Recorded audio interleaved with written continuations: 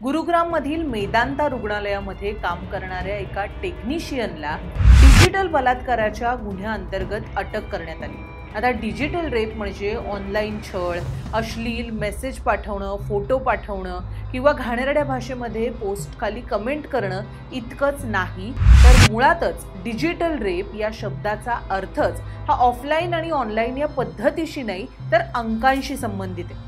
शुक्रवारी 11 एप्रिल रोजी मेदांता रुग्णालयातील अतिदक्षता विभागामध्ये एका एअर होस्टेसवरती तिथेच काम करणाऱ्या टेक्निशियनने डिजिटल बलात्कार केल्याची घटना घडली। हे प्रकरण ज्यावेळी समोर आलं त्या तपासात असंही निष्पन्न झालं की जेव्हा हा प्रकार घडला तेव्हा 2 परिचारिका सुद्धा अतिदक्षता विभागामध्ये उपस्थित होत्या। मात्र नेमकं 11 एप्रिलला मेदांता रुग्णालयात घडलं काय, या एकूण प्रकरणाची माहिती कशी समोर आली आणि मुळातच या सगळ्या पार्श्वभूमीवर जो मुद्दा चर्चेत आहे तो डिजिटल रेप म्हणजे नेमकं काय, या डिजिटल रेपच्या अंतर्गत होणाऱ्या गुन्ह्यांना नेमकी काय शिक्षा आहे, याविषयीचे सविस्तर तपशील आपण या व्हिडिओमध्ये जाणून घेणार आहोत। नमस्कार, मी सिद्धी, आपण पाहताय लोकसत्ता लाईव्ह।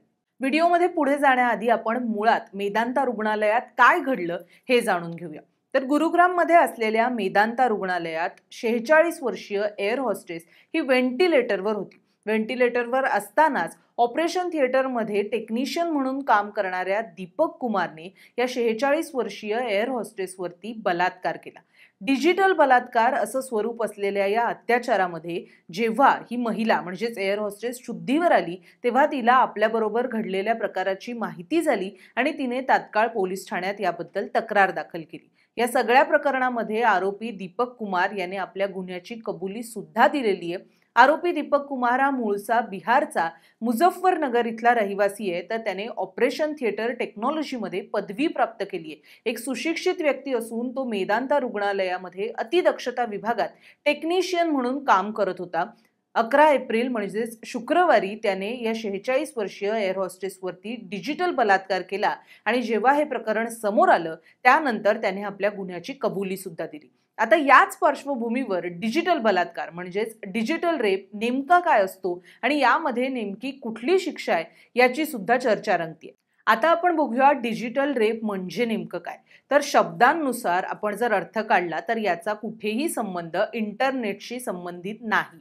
डिजिटल रेप मधील डिजिटल हा शब्द अंकांशी संबंधित आहे। मुळात याचा अर्थ असा होतो की महिला किंवा मुलीच्या संमतीशिवाय तिच्या गुप्तांगात हाताची बोटं, पायाची बोटं, अंगठा किंवा प्रजनन अवयवा व्यतिरिक्त कुठल्याही वस्तूचा वापर करणं म्हणजे त्या व्यक्तीचा डिजिटल रेप करणं।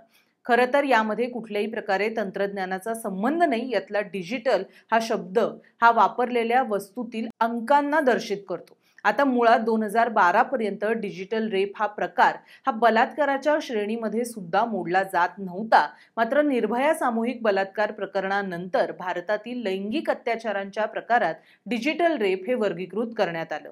डिजिटल रेपमुळे होणारा परिणाम हा बलात्कारासारखाच शारीरिक, मानसिक, भावनिक हा तिन्ही अंगांनी होत असतो। त्यामुळे याला बलात्काराच्या श्रेणीमध्ये स्थान देण्यात आलेलं आहे। आणि आता आपण बघूया डिजिटल रेपसाठी नेमकी शिक्षा कुठली।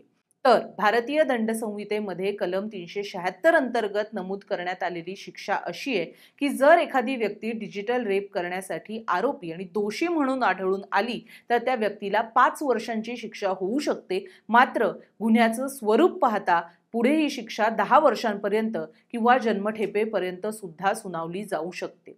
2012 मध्ये कलम 376 अंतर्गत या गुन्ह्याचा समावेश बलात्काराच्या श्रेणीमध्ये करण्यात आला। मात्र त्यापूर्वी सुद्धा भारतामध्ये अशी 2 प्रकरणं घडली होती की ज्यामध्ये डिजिटल रेप सारखाच प्रकार घडला होता। मात्र त्यावेळेला आरोपींना किंवा दोषींना कलम 376 अंतर्गत दोषी ठरवण्यात आलं नव्हतं। हीच 2 उदाहरणंही सुद्धा आपण पाहूया। काही वर्षांपूर्वी मुंबईमध्ये एका 2 वर्षाच्या मुलीला रुग्णालयात दाखल करण्यात आलं होतं।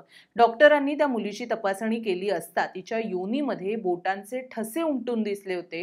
मात्र यावेळी बलात्कार घडल्याची किंवा लैंगिक अत्याचार घडल्याची कुठलीही माहिती समोर आली नव्हती किंवा तसे पुरावे सुद्धा समोर आलेले नव्हते। उलट पक्षी या मुलीचे वडीलच या प्रकारचे कृत्य करत होते असं सुद्धा समोर आलं होतं। या मुलीच्या वडिलांना तेव्हा अटक करण्यात आली होती। मात्र तोपर्यंत डिजिटल रेप हा प्रकार कलम 376 म्हणजेच बलात्काराच्या गुन्ह्याअंतर्गत येत नसल्यामुळे या मुलीच्या वडिलांना बलात्काराच्या कलमाखाली कुठल्याही प्रकारे दोषी ठरवण्यात आलं नव्हतं। असाच एक प्रकार दिल्लीत एका 60 वर्षीय महिलेच्या बाबत सुद्धा घडला होता। ही महिला ऑटो रिक्षातून जात असताना ऑटो रिक्षा चालकाने या महिलेवरती डिजिटल रेप केल्याचं समोर आलं होतं। या ऑटो रिक्षा चालकाने या महिलेच्या गुप्तांगामध्ये लोखंडी रॉड घातला होता आणि यावेळी सुद्धा या ऑटो ड्रायव्हरला अटक करण्यात आली होती। मात्र त्याला कलम 376 अंतर्गत दोषी ठरवण्यात आलं नव्हतं। आता ह्या सगळ्यानंतर जेव्हा डिजिटल रेपला कलम 376 अंतर्गत समाविष्ट करण्यात आलं, त्यानंतर चर्चेत आलेलं प्रकरण 2021 मध्ये घडलं, ज्याचा निकाल सुद्धा अलीकडेच 2025 मध्ये समोर आला होता। हे प्रकरण काय होतं तेही आपण पाहूया।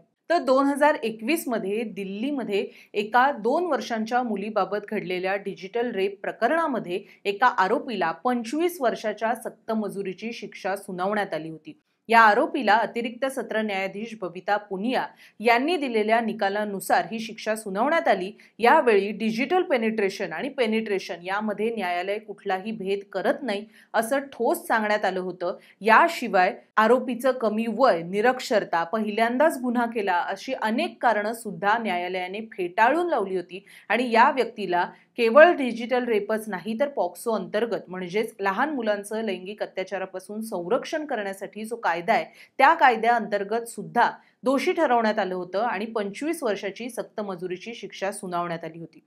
17 जानेवारी 2025 ला या संदर्भातला निकाल समोर आला आणि त्यानंतर आता अवघ्या 3च महिन्यांनी मेदांता रुग्णालयामधलं डिजिटल रेपचं हे प्रकरण समोर आलेलं आहे। 46 वर्षीय एअर होस्टेसच्या तक्रारीनंतर दीपक कुमार याला अटक करण्यात आलेली आहे आणि मगाशीच नमूद केल्याप्रमाणे दीपक कुमार याने आपल्या गुन्ह्याची कबुली सुद्धा दिलेली आहे। हा तपास करत असताना 50हून अधिक डॉक्टरांची, अधिकाऱ्यांची चौकशी करण्यात आली होती। तसंच मेदांता रुग्णालयातील 800 सीसीटीव्हीचं फुटेज तपासल्यानंतर या प्रकरणामध्ये आरोपीला दोषी ठरवण्यात आलेले। या प्रकरणामध्ये आरोपी दीपक कुमार याला अटक करण्यात आलेली आहे। या प्रकरणात आता पुढे नेमका काय निकाल लागतोय, आरोपी दीपक कुमार याला नेमकी कुठली शिक्षा ठोठावली जातेय, याविषयीचे सर्व अपडेट्स आम्ही आपल्यापर्यंत वेळोवेळी पोहोचवत राहू आणि ते पाहण्यासाठी लोकसत्ता.com या साईटला आणि लोकसत्ताच्या YouTube चॅनलला नक्की सबस्क्राईब करा। पाहत रहा लोकसत्ता लाईव्ह।